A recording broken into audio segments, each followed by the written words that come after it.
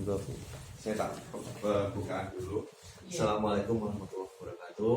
Pada pagi hari yang cerah ini, saya bersama dengan guru-guru dari SMP 2 Kudus akan mencoba menggali bagaimana pengenalan konsep ekonomi kreatif di kalangan siswa SMP 2 Kudus. Mari coba kita eksplor bersama-sama pada Bu Fatimah. Monggo, Bu. Oke, terima kasih Pak Eji atas kesempatan yang diberikan. Untuk SMP 2 Kudus, memang sejak awal itu sudah menanamkan ke siswa untuk menjadi entrepreneur, ya, untuk mengembangkan ekonomi kreatif. Di KTSP juga dijelaskan di sana juga ada pembekalan untuk anak-anak tentang keterampilan life skill, ya, salah satunya dengan mengembangkan ekonomi kreatif.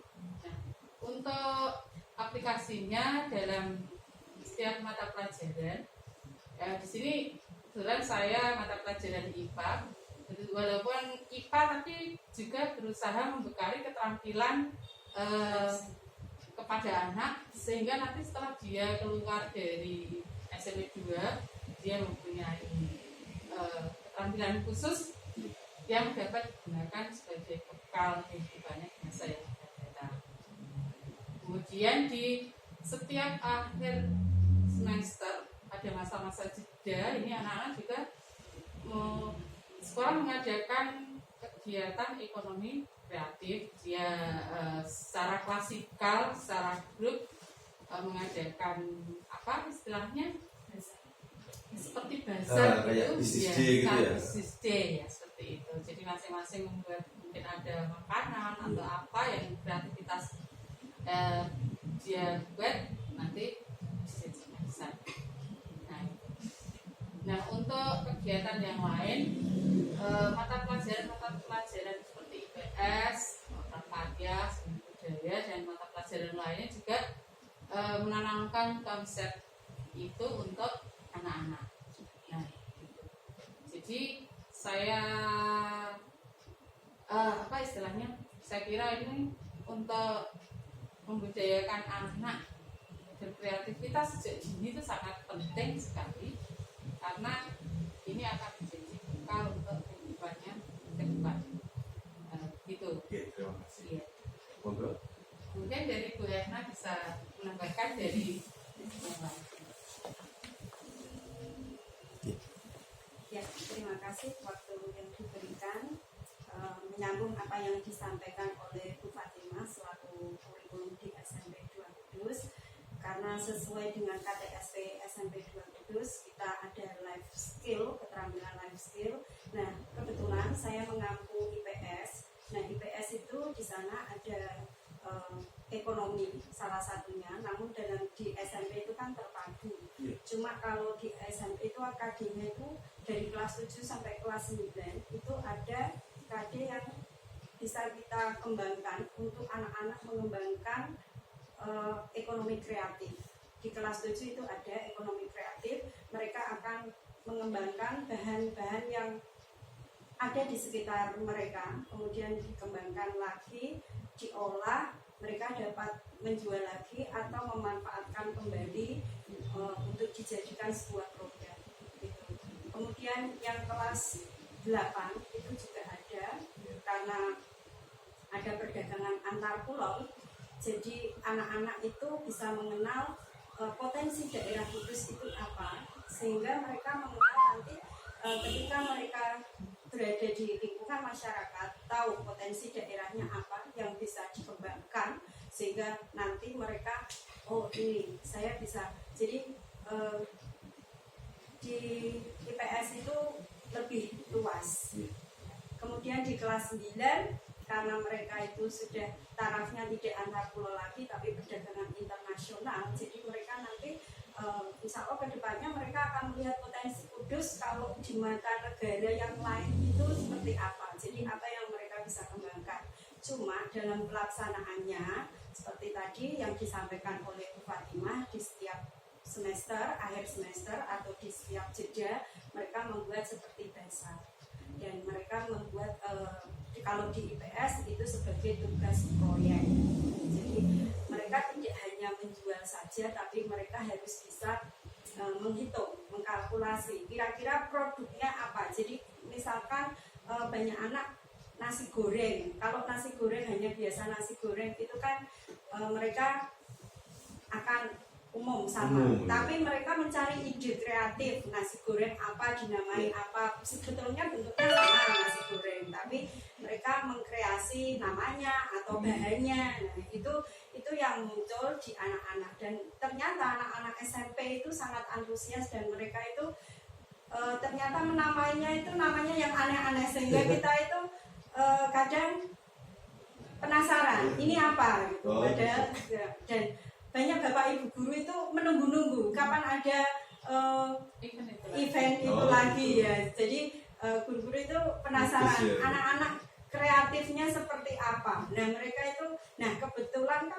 Bu Eti putranya di sini, jadi sangat antusias sekali. Jadi nanti Bu Eti bisa menambahkan. Tapi yang IPS seperti itu karena di kita KD-nya ada sehingga dikembangkan. Apalagi khususnya saya sebagai sebetulnya basicnya itu guru sejarah. Jadi kearifan lokal yang dimiliki Kudus adalah Gus Jigang. Jadi di antara bagus, ngaji, dan dagang. Nah, dagang ini yang memunculkan ide-ide kreatif. Jadi anak-anak di SMP 2 itu sering kita bekali, kalau memang jangan hanya bangga menjadi pegawai, tapi yang menciptakan pekerjaan untuk orang lain. Itu yang selalu dikembangkan, dan munculnya ide-ide kreatif seperti itu. Nah, kegiatan ekonomi kreatif ini akan membantu mereka nanti mendapatkan life skill, meskipun kita masih dalam taraf pendidikan dasar. Jadi setidaknya mereka mendapatkan pengalaman ya. Bagaimana proses kreatifnya. Ya. Monggo, nanti langsung bisa Cukup. Boleh. Terima kasih ya. Menyambung dari Ibu Fatimah dan Ibu Erna. Jadi saya Bu Eti, saya mengampu pelajaran seni budaya. Jadi memang di sini tuh anak-anak memang diberi keterampilan atau life skill. Jadi terutama pada pelajaran seni budaya itu keterampilan sangat penting ya. Apalagi nanti dituntut anak punya kreativitas yang tinggi. Jadi pada pelajaran kami itu ada 3 jenisnya, yaitu seni tari, seni musik, dan seni rupa. Nah di kelas 7 dan 8 serta kelas 9 itu ada perbedaan juga untuk mata pelajaran seni rupanya itu. Jadi anak-anak bisa membuat karya, jadi dengan adanya ala bahan-bahan dari bekas ya, bahan bekas kemudian diolah, kemudian bisa misalkan menjadi tempat sampah, kemudian dilukis juga bukan lukisan, kemudian itu nanti pada akhirnya bisa diwujudkan dalam suatu pameran. Jadi produknya nanti digelar, kemudian selain ada ekonomi kreatif juga, nanti anak-anak juga bisa menggelar pameran. Kemudian kalau dengan seni tari dan seni musik itu anak-anak bisa membuat karya atau menghasilkan karya. Di anak-anak membuat karya sesuai dengan kreativitas masing-masing. Kemudian ini bisa dipamerkan atau dipergelarkan.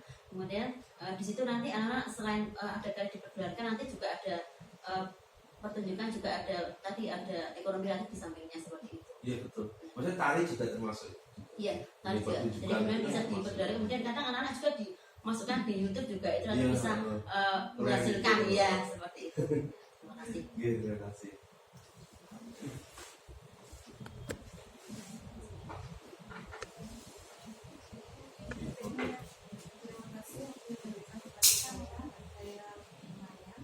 Saya mengambil prakarya. Kalau untuk pelajaran prakarya sebetulnya lebih spesifik lagi, karena di prakarya itu terdiri dari 4 bab. Yang pertama itu kerajinan, kemudian pengolahan, budidaya, dan kerajinan, pengolahan, budidaya, dan rekayasa. Nah, untuk keempat tema tersebut kita bisa mengambil salah satu atau 2 dari tema tersebut. Nah, biasanya karena melihat kondisi dan situasi SMP 2, maka kami guru-guru prakarya itu memutuskan 2 tema yang kami ambil, yaitu kerajinan dan pengolahan. Karena untuk rekayasa dan budidaya untuk lahannya tidak bisa kemudian Terbatas ya. Nah, untuk materi pengolahan itu kita ambil di kelas 8. Pengolahan ini sendiri lebih spesifik karena pengolahan di sini adalah pengolahan produk serealia, umbi dan kacang-kacangan menjadi makanan khas daerah setempat. Nah, dari sini untuk mata pelajaran itu sendiri, bab ini mengupas tuntas tentang cara pengolahan, kemudian bahan-bahan yang digunakan apa saja, sampai pada pengemasan dan juga cara penjualannya. Nah, ya pemasarannya. Jadi di sini memang kami sering sekali di final project ya, project akhirnya itu memang ada tugas yang untuk anak-anak kelompok seperti itu membuat salah satu olahan yang berbahan dasar serealia, kemudian diolah menjadi makanan khas daerah setempat, misalnya jenang kudus dan sebagainya. Minimal itu adalah cara penyajiannya. Jadi kalau di sini tuh hanya platingnya saja. Kemudian setelah itu di show off kan, maksudnya dipamerkan, ditampilkan, dan ada penilaiannya di situ. Jadi penilaian itu terdiri dari penilaian dari saya, dari guru, kemudian penilaian dari bapak ibu guru lain, karena biasanya anak-anak itu menjajakannya di kantor guru ke teman-teman, dan ada penilaian teman sebaya, penilaian dari kelompok lain dan teman-teman dari kelas lain. Saya tertarik dengan tadi Ibu bilang masalah pemasarannya. Ini sudah diajarkan pemasaran online belum ya kalau di ekonomi kreatif di SMP? Kita di Oh di YouTube, misalkan kan memang kita kan tidak bisa menolak keberadaan teknologi informasi sekarang ini kan. Nah, kita kenalkan saja dari awal, kemudian dari bagaimana mengenalkan konsep ekonomi kreatif ini sampai bagaimana dia memasarkan secara online. Ada deh. Kalau ada yang pakai WA sama Instagram sudah ada. Nah, dia mereka yang mengupload itu gambar-gambar, cuma akhirnya di Instagram juga ada, sama WA juga ada. Ya. Facebook juga. Anak-anak itu lebih kreatif ya. Karena mereka sudah zamannya melek teknologi. Ya, generasi milenial gitu. Ya. Untuk dari dinas pendidikan sendiri ini ada arahan khusus untuk life skill yang bicara ekonomi kreatif.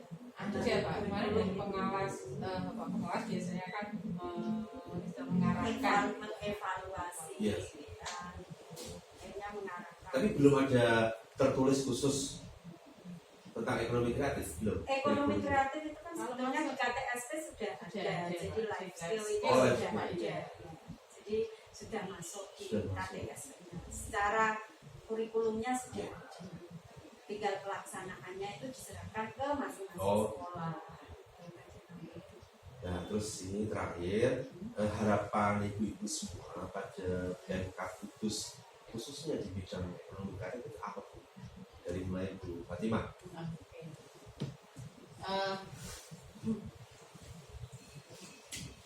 Kalau saya harapannya kan Kak Kudus itu memberi dukungan dan memfasilitasi kemungkinan mengadakan sosialisasi ke anak-anak gitu ya, seperti dari kepolisian atau dari kesehatan kadang-kadang kan datang ke sini istilahnya apa ya, memberi arahan sehingga anak-anak itu lebih istilahnya ya tertarik kalau ini ya menyampaikan dari sana lebih terpercaya, sehingga dia akan motivasinya Karena sumbernya yang bobot gitu ya.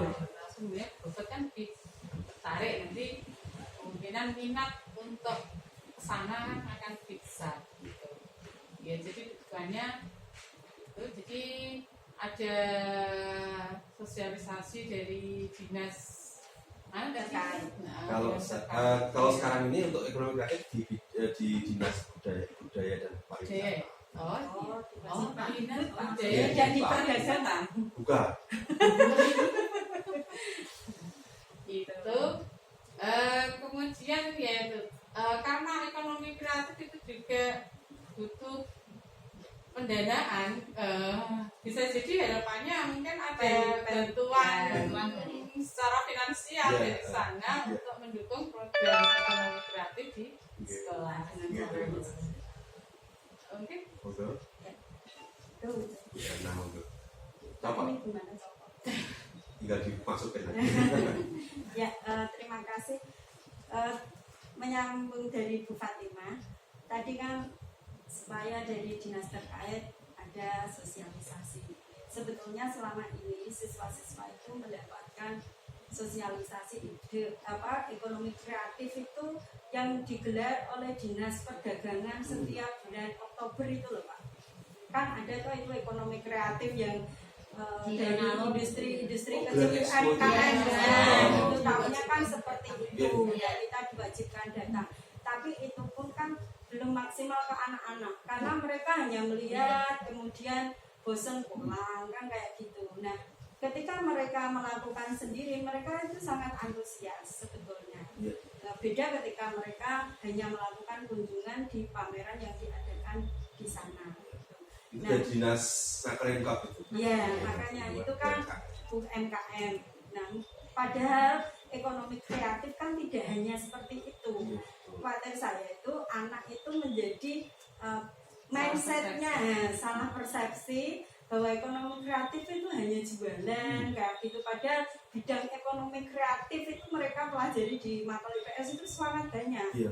Nah, diantaranya yang sekarang baru-baru ini lagi ini ya, YouTuber itu kan salah satu bidang dari ekonomi kreatif sebetulnya. Nah makanya anak perlu diedukasi menurut Bu Fatimah. Jadi tidak hanya tahunya itu berdagang, tahunya menghasilkan sesuatu yang didagangkan gitu berupa makanan atau ya memang dagang sih Bu, cuma dagang itu kan iya lain-lain, iya jasa animasi anaknya itu kan tahunya itu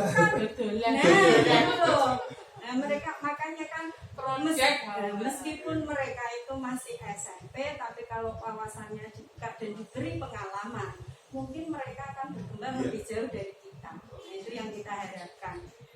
Terima kasih. Terima kasih ya. Sebenarnya harapannya juga sama ya dengan dari Ketua dan Ibu Erna. Jadi mungkin dari dinas sendiri sekarang ke dinas pariwisata ya dan budaya. Nah itu mungkin bisa lebih detail memberikan semacam kontribusi mungkin masalah tentang pembelajaran mengenai ekonomi kreatif secara detail. Jadi karena kan itu kan juga sangat penting ya. Kemudian juga bisa mungkin kita difasilitasi juga ya. Mungkin ada perlombaan mungkin bisa ekonomi kreatif antar sekolah itu kan belum terjamah. Seperti itu bisa difasilitasi sama dinas seperti itu juga. Ya terima kasih. Kalau untuk berkaitan dengan mahasiswa saya itu terkendalanya itu masalah tempat. Soalnya kalau misalnya untuk pengolahan itu sendiri karena kita terkendala tempat, fasilitasnya. Kemudian seharusnya mengolah, tetapi selama ini yang anak-anak lakukan itu hanya presentasi, mempresentasikan. Pengolahannya dia dilakukan di rumah, kemudian ada video.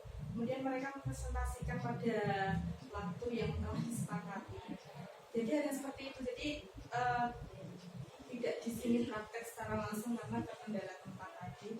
Kemudian di plating kadang juga pas penyajian itu memanfaatkan jam ketika di kelas ya. Jadi kadang-kadang itu belepotan kelasnya kotor gitu kan. Soalnya kan kebetulan kalau pengolahan kan berkaitan dengan memang makanan itu memang masih di pos itu. Terima kasih. Demikian wawancara saya dengan guru-guru dari SMP 2 Kudus tentang pengembangan kreatif di ekonomi kreatif di SMP 2 Kudus. Terima kasih. Assalamualaikum warahmatullahi wabarakatuh. Sudah selesai.